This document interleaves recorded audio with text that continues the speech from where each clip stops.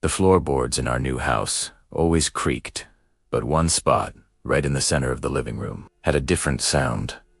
It wasn't a creak, it was a hollow thud. We'd just bought this place, a beautiful old Victorian that needed a lot of love. My partner, Alex, and I were thrilled, dreaming of renovations. We chalked up the weird noises to the house, settling, the groans of old wood.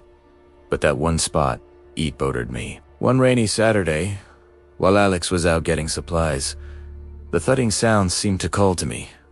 I couldn't ignore it anymore. I grabbed a crowbar from the toolbox, knelt on the old wood, and started to pry. The nails screamed as they came loose. Splinters flew.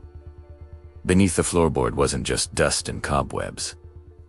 There was a small, metal box, rusted at the edges. My heart hammered against my ribs. It looked ancient. I hesitated, a cold dread washing over me. This is how horror movies start, right? But curiosity, that powerful, dangerous thing, won. I lifted the box out. It was heavier than it looked. The latch was stiff, but with a bit of force, it sprang open with a rusty groan. Inside, nestled on faded velvet lining, was a small, leather-bound diary. It was worn, the kind of object that had passed through many hands. I ran my fingers over the cracked cover. It felt strangely cold. I opened it to the first page. The handwriting was elegant, a looping cursive script from a bygone era. The first entry was dated over 100 years ago. It was fascinating. The diary belonged to a woman named Ilara.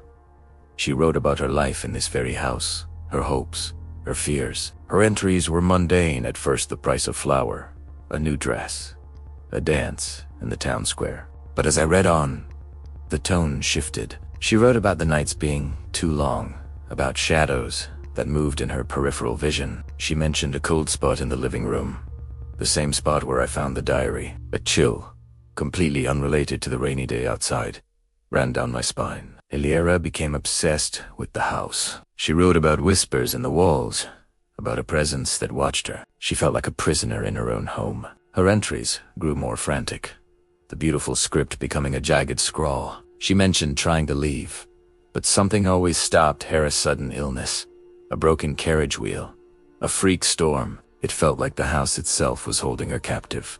I felt a growing sense of unease. This wasn't just a historical document. It was a record of someone's descent into madness. I spent hours poring over the pages, completely absorbed. Alex came home and found me on the floor, surrounded by the diary's brittle pages. He was concerned, but also intrigued. Together, we read through Ilara's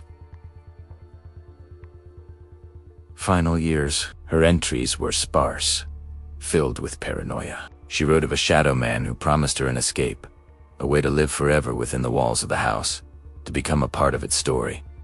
It was utterly terrifying. We read until we reached the last written page. The ink was faded, the words barely legible.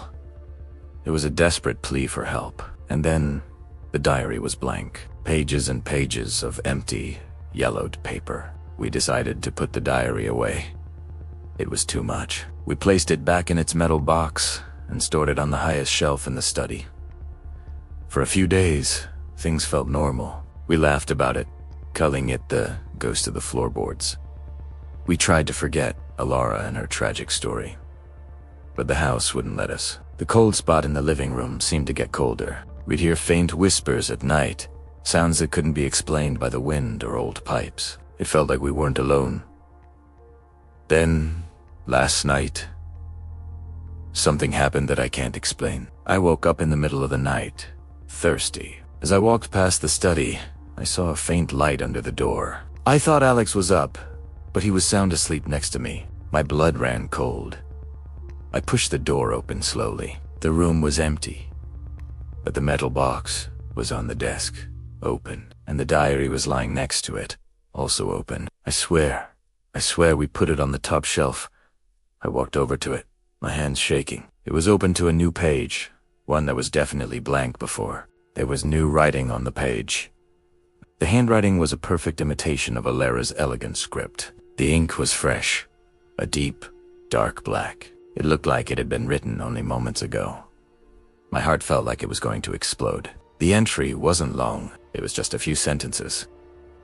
It described the room in perfect detail, the way the moonlight hit the desk, the sound of the rain against the window, the fear of the woman reading the words. It was describing me, right now. And then I saw the date at the top of the page. It wasn't from the past. It wasn't even today's date. The date, written in that fresh, dark ink, was for tomorrow night. My breath caught in my throat. I stared at the last line, the final sentence of this impossible entry. It read, "Tonight, she will join me. Tonight, she becomes part of the house." I slammed the book shut. I don't know what to do. We have to get out of here, but every time I think about leaving, I feel this strange, overwhelming pull to stay. It feels like the house. It doesn't want us to go. If you're watching this, please. I don't know what to do. The sun is setting, and tomorrow is almost here. Thank you for listening. Please subscribe. Maybe it will help.